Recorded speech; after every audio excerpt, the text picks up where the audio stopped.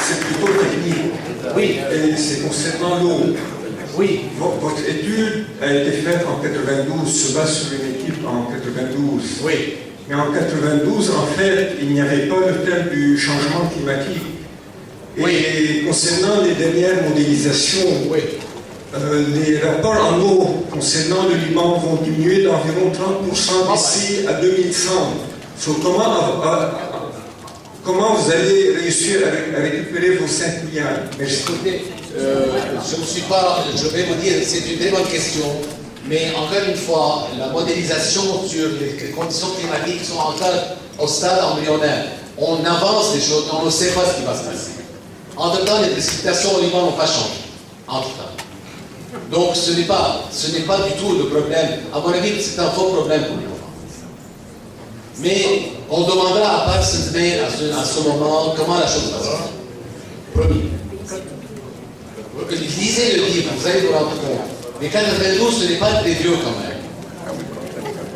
C'est quand même assez récent du point de vue. Oui.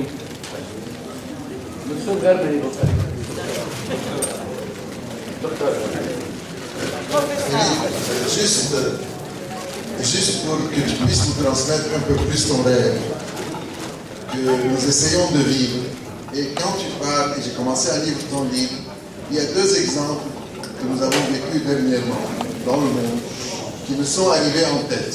Le premier exemple, c'est la mondialisation, qu'on a énormément loué, et on s'est rendu compte par la suite qu'aujourd'hui, les grandes entreprises, entre leur bien-être au point de vue économique, où était tel pays ou telle société, ils ont fini par choisir leur bien-être et non pas la société.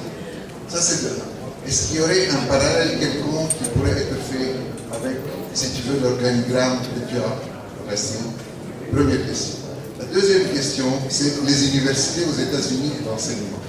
Aujourd'hui, on sait très bien que lorsque une université recherche un enseignant et qu'elle a le choix entre un très bon enseignant, mais qui n'est pas sur le payroll de Johnson & Johnson ou de Unilever, et par contre, s'il y a un autre qui l'est, elle choisit celui qui est sponsorisé par l'industrie. Dans quelle mesure l'industrie finit par avoir toujours le dernier mot pour décider, et à elle seule, avec les grandes compagnies et les multinationales, ce qu'elle fait? Écoute, tout simplement, je n'ai pas la capacité de tout répondre. Parce que je commence quelque part. Donc, toutes ces questions sont très justes, très bonnes.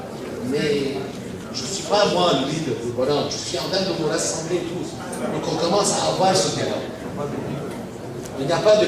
Si on a ce dialogue, on commence ce dialogue, on va trouver des réponses à tout, à travers des spécialistes. Chacun va donner sa part de choses. Mais il faut engager ce dialogue. Est-ce que je peux savoir, c'est quoi la prochaine étape? La prochaine étape, il va y avoir une autre conférence en fin novembre. Quand j'aurai sorti le livre anglais. Parce que le livre anglais va être plus lu. Moi, par étape, je veux dire action. Alors, première action, il faut taper Facebook, taper sur le livre et sur Facebook. Le livre. C'est le mouvement. On connaît plus de mouvement. Si on a plus de mouvement, on peut convaincre plus les gens, les sénateurs, à croire en lui. Je ne veux pas commencer par le chiffre. Oui, c'est ça.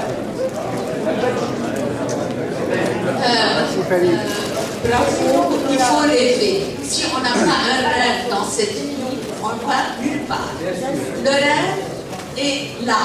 Mais il y a une chose qui manque, c'est comment procéder à la collecte de fonds.